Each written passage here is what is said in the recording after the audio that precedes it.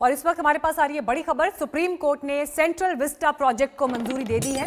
इस फैसले के बाद अब नए संसद भवन बनाने का रास्ता साफ हो गया है। दरअसल कोर्ट में याचिका लगाई गई थी और इन याचिकाओं में नई संसद को लेकर पर्यावरण मंजूरी समेत लैंड यूज का मुद्दा, ऐसे कई पैरामीटर्स थे जिस पर इसे चैलेंज किया गया था, चुनौती दी गई थी। सेंट्रल विस्टा परियोजना का ऐलान सितंबर 2019 में किया गया था। संसद की इमारत इसी परियोजना का हिस्सा है और पिछले साल 10 दिसंबर को प्रधानमंत्री मोदी ने संसद की नई इमारत का भूमि पूजन भी किया था, जिसकी तस्वीरें भी आपको हम दिखा रहे हैं। वो कार्यक्रम जब प्रधानमंत्री इस भूमि पूजन में शामिल हुए थे, लेकिन चैलेंज किया गया इसको सुप्रीम कोर्ट में, सेंट्रल विस्टा प्रोजेक्ट। हमारे साथ और जानकारी के साथ संजय शर्मा जुड़ गए हैं। संजय, इस मंजूरी का मतलब क्या समझे? अब रास्ता साफ हो गया है संसद भवन के, नए संसद भवन के निर्माण का, क्योंकि लैंड यूज को लेकर भी आपत्तियां थी।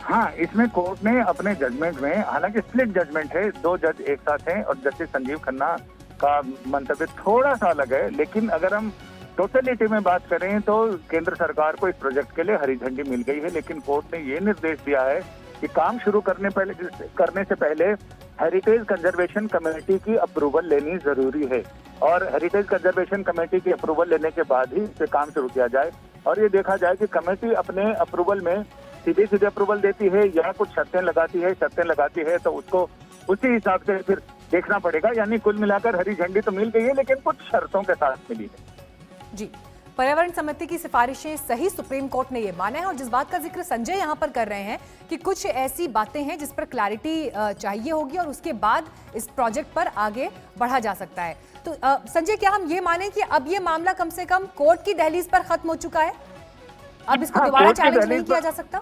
हाँ, कोर्ट की दहलीज पर तो खत्म हो चुका है। ये चाहें तो उसमें, अगर चूंकि कानूनी अधिकार तो हमारा संविधान देता है, ये चाहें तो रिव्यू के लिए लगा सकते हैं और उसमें देखते हैं कि क्या होता है। लेकिन एक बार कोर्ट जब फैसला दे देती है तो उसके बाद बहुत रेयर या ऐसा होता है कि उस समय रिव्यू में फैसला पलटने की गुंजाइश होती है।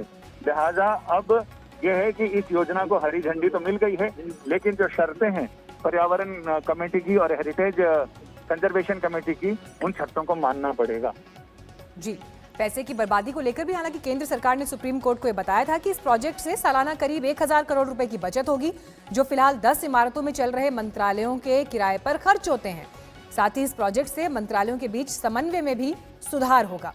सरकार ने सुप्रीम कोर्ट को यह कहा था कि 20,000 करोड़ रुपए के सेंट्रल विस्टा प्रोजेक्ट पैसे की बर्बादी नहीं है और इसके लिए सरकार के पास अपने लॉजिक थे, अपने जवाब थे। लिहाजा अब सुप्रीम कोर्ट की तरफ से इस प्रोजेक्ट को मंजूरी मिल गई है, यानी ये रास्ता साफ हो गया है नए संसद भवन के निर्माण का। हालांकि कुछ ऐसी बातें हैं, यानी शर्तें हैं, जिसका ख्याल सरकार को इस प्रोजेक्ट पर आगे बढ़ने को लेकर रखना होगा। फिलहाल हम रुक रहे हैं ब्रेक के लिए, फौरन लौटेंगे। आप देखते रहिए आज तक।